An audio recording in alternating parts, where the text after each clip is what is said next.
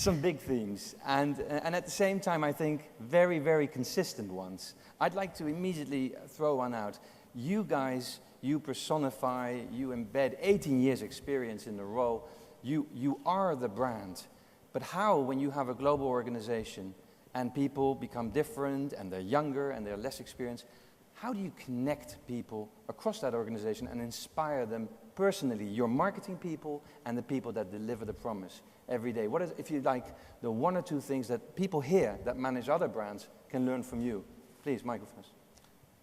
I think we've been very fortunate in hiring the right people to begin with. I think there's been a great attraction to working for Mandarin Oriental. It's really a bit of a family. You know, when I began, it was 8 hotels, and we've grown that very slowly, really, to where we are today with 27 hotels. But specifically, I think we've given all of our colleagues of any age or gender that have had the ability to travel internationally and apply for positions throughout the group. Actually, it's been quite difficult for certain staff to, or for us actually, to take and transport some of our ambassadors to other locations because, of course, they have families, they have responsibilities perhaps back in their hometown. If they're in Hong Kong or in Singapore, perhaps that prevents them from working elsewhere. But I suppose, really, we provide a caring and motivating environment, I like to think.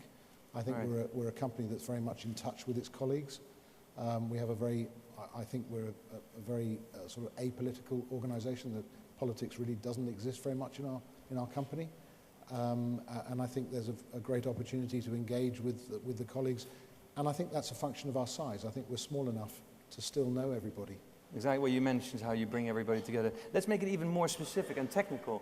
Namrita, you're leading a thrust where everything is changing so fast. The internet, social media, social marketing.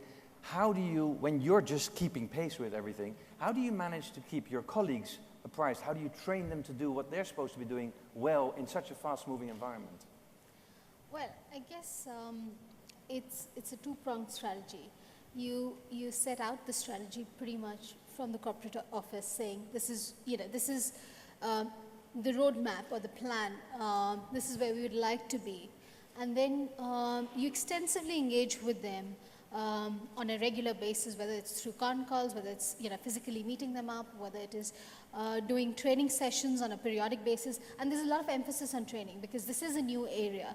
All of us are dabbling. We all are students, including myself. We're learning at every single given moment.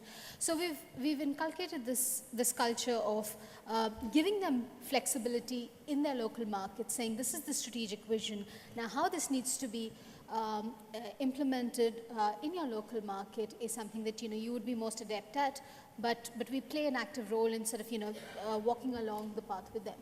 Right. So that's sort of been key. Well, and then sort of picking up the words and connecting the beginning of this session this morning with the end. We saw the Virgin Galactica, we saw the spaceship, and we heard the story about seeing the Earth from space. And in fact, that all astronauts admire the Earth, but also think through how similar we actually are and how much we are more alike than we are different. I think your chairman said it beautifully when he said we're going global with our Asian sensibility. How do you give people the freedom, and how do you make sure that they're clear on the extent of freedom to make it local when in fact you're trying to build a global proposition? Luca.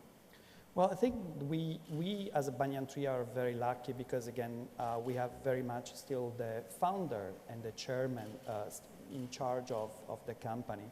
And that creates that continuity that Michael was mentioning and still drive that vision for the company. For us, Banyan Tree, the challenge will be how we codify it and make sure that this body of knowledge that right now is embodied in one person will survive when that person will move on to different things. And so now we are in the process. We are very well aware that unless we find ways of creating and crystallizing that culture, we will be stuck one day. At the same time, we don't want to crystallize the culture so much that we stop having that drive to innovate and try new things that, as I mentioned before, makes us successful. So as I said, it's a little bit of an advantage and a curse in a way to have such a strong personality at the helm. You know, and I think that's the best way to leave it, because I think we've been very lucky, starting all the way at the beginning with Richard Branson, clearly a founder that still every day, if you're working for Virgin and you do something that's off-brand, you can expect him through the door in minutes. And then thinking through to the recent demise of Steve Jobs, and people asking themselves, what will happen with this company? How true will it be to its purpose?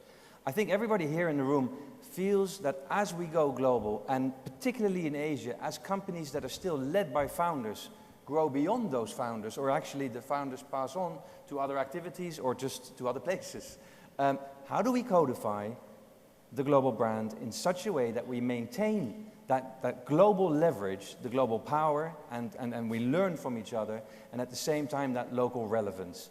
That is about building effective global brands, and I really, on behalf of everybody in the room, like to applaud you and thank you for your contributions today. Thank you. Thank you. Thank you.